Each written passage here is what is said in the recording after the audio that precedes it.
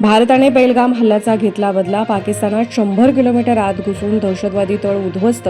सर्वसामान्य नागरिक आणि पाकिस्तानी लष्कराच्या ठिकाणांवर कारवाई नाही. 25 मिनिटात पाकिस्तान आणि पीओकेमधले दहशतवाद्यांचे 9 तळ उद्ध्वस्त. Colonel Sofiya Qureshi wing commander Vyomika Singh यांनी पुराव्यासह पाकिस्तानचा बुरका फाडला. भारतासाठी अभिमानाचा दिवस. ऑपरेशन सिंदूरवर पंतप्रधान मोदींची पहिली प्रतिक्रिया. केंद्रीय मंत्रिमंडळ बैठकीमध्ये टाळ्या वाजवून मंत्र्यांकडून मोदींचं अभिनंदन. राष्ट्रपती द्रौपदी मुर्मू यांच्याकडून भारतीय सैन्याच्या कारवाईचं कौतुक. पंतप्रधान मोदींकडून राष्ट्रपतींनी ऑपरेशन सिंदूरची माहिती. पाकिस्तान सरकारकडून लष्कराला कारवाईचे सर्वाधिकार. पाकिस्तानच्या राष्ट्रीय सुरक्षा समितीच्या बैठकीनंतर घोषणा. भारताच्या स्ट्राईकनंतर गृहमंत्री अमित शहांनी बोलावली सीमावर्ती राज्याच्या मुख्यमंत्र्यांची बैठक. पोलीस महासंचालक आणि मुख्य सचिवांसोबत बीसीद्वारे चर्चा करणार.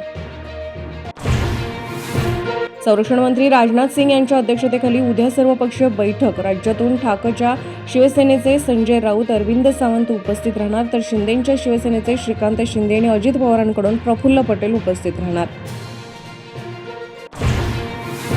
ऑपरेशन सिंदूरमध्ये दहशतवादी मसूद अझहरच्या कुटुंबातल्या 14 जणांचा खात्मा. मसूदचा भाऊ रौफ असगरसह 5 जण गंभीर जखमी. रौफचा मुलगा हुसे पत्नीसह ठार.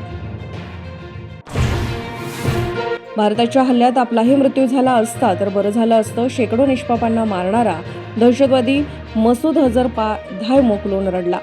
कुटुंबातल्या 14 जणांच्या खात्म्यानंतर अझहर मसूद हादरला.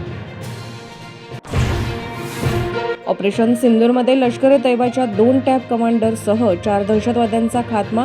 मुरीद केतील हल्ल्यात अब्दुल मलिक आणि मुदस्सर ठार, तर सवाई नालामध्ये वकास आणि हसन यांचा खात्मा.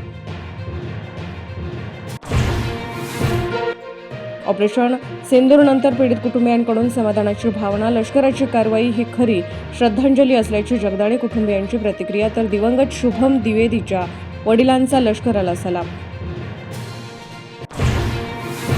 एअर स्ट्राईक हा उपाय नाही, युद्ध हे उत्तर नाही. ऑपरेशन सिंदूरवर राज ठाकरेची अजब प्रतिक्रिया. दहशतवाद्यांना शोधून त्यांचा बंदोबस्त करणं गरजेचं असल्याचं मत.